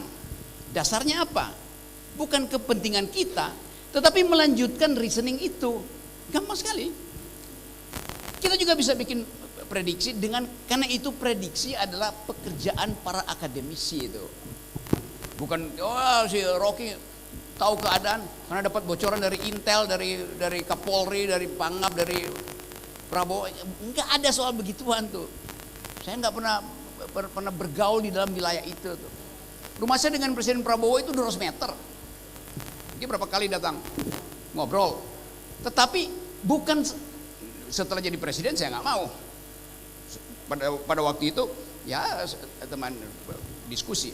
Waktu Pak SBY jadi presiden, saya nggak mau datang ke istana. Sebelum jadi presiden teman diskusi, setelah jadi presiden teman diskusi. Biasa aja gitu kan. Jadi yang saya terangkan tadi, biasakan untuk membaca sinyal secara metodologis.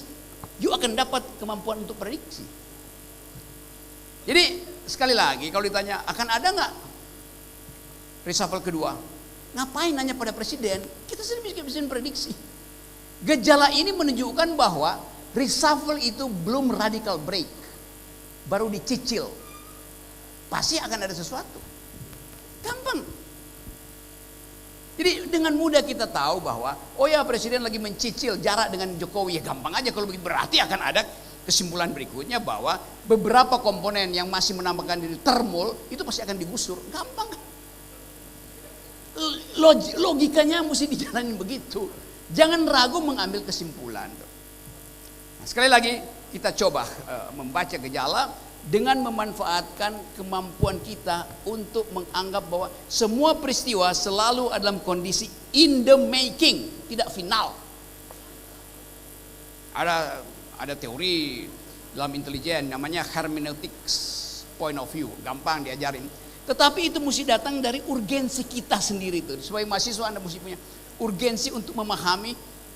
Anda bikin skripsi, Anda bikin disertasi, Anda bikin tesis, Anda mesti mampu untuk memprediksi bahwa tesis itu akan dibicarakan orang nggak 2 hari setelah Anda terbitkan.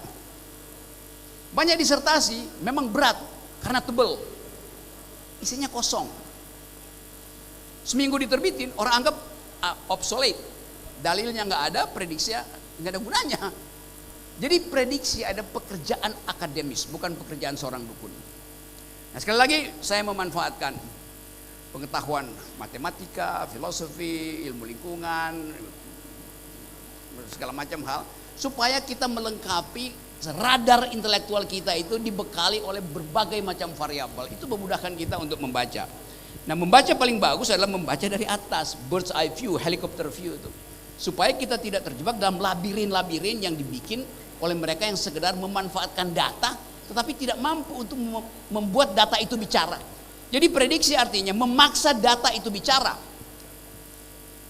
Sama dengan seorang reserse, dengan 2-3 fakta dia bisa mulai memeriksa bahwa oke, kaitan logisnya ada di situ, evidence base-nya ada di sini, kemampuan untuk menguji secara forensik ada di sini, maka kita bikin kontra argumennya, dapat bentuk perkaranya.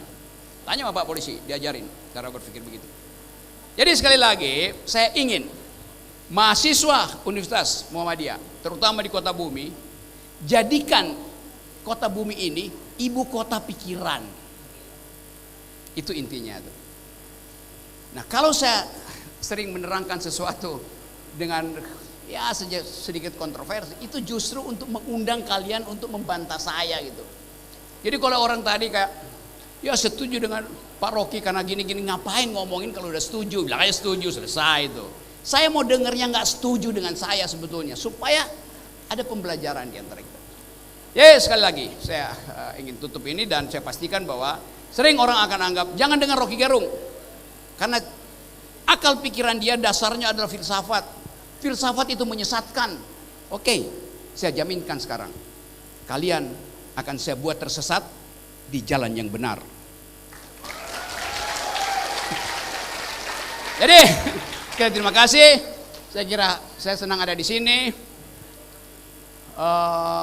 UMKO adalah kampusku, Muhammadiyah adalah calon mertuaku.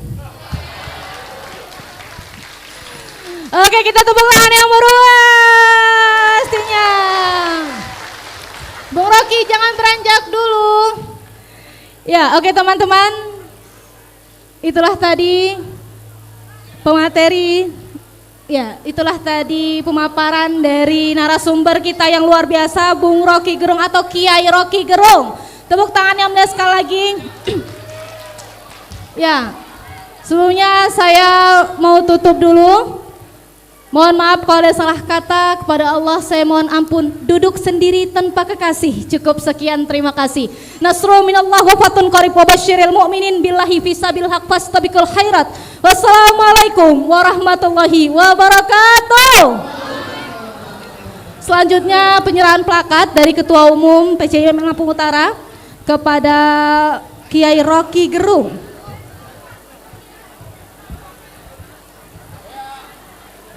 Habis ini foto sama moderator dulu.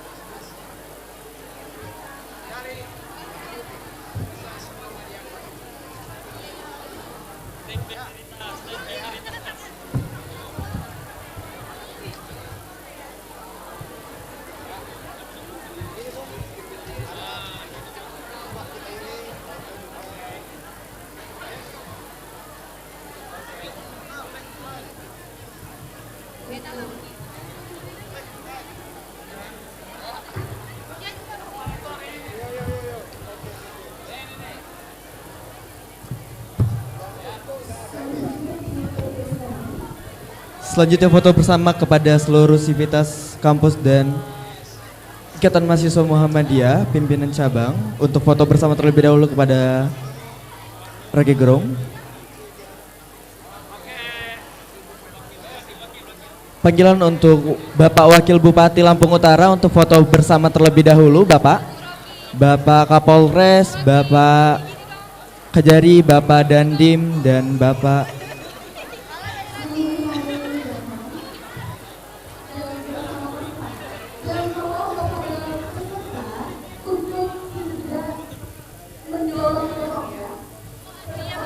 tetap kondusif.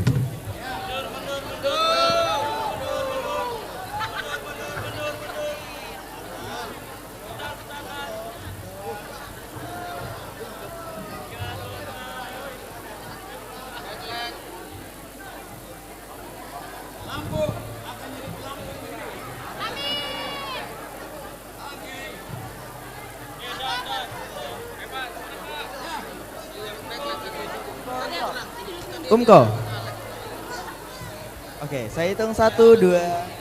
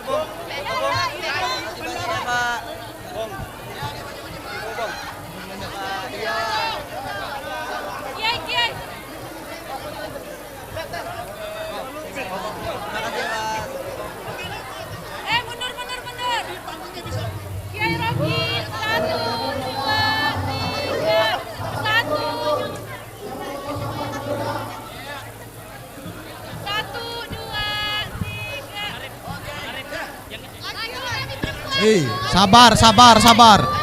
Jangan buat suasana tidak terkendali. Jangan buat suasana tidak terkendali. Sabar, sabar, sabar, sabar, sabar. Turun, turun, turun, turun, turun, turun, turun, turun. Bung, bung, jangan, jangan, bung, bung, bung, bung jatuh. Bung.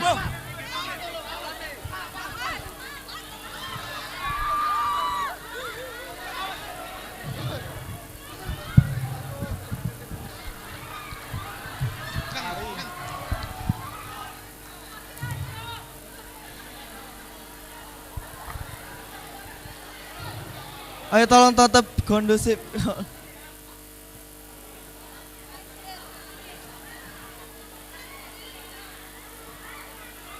Gokil.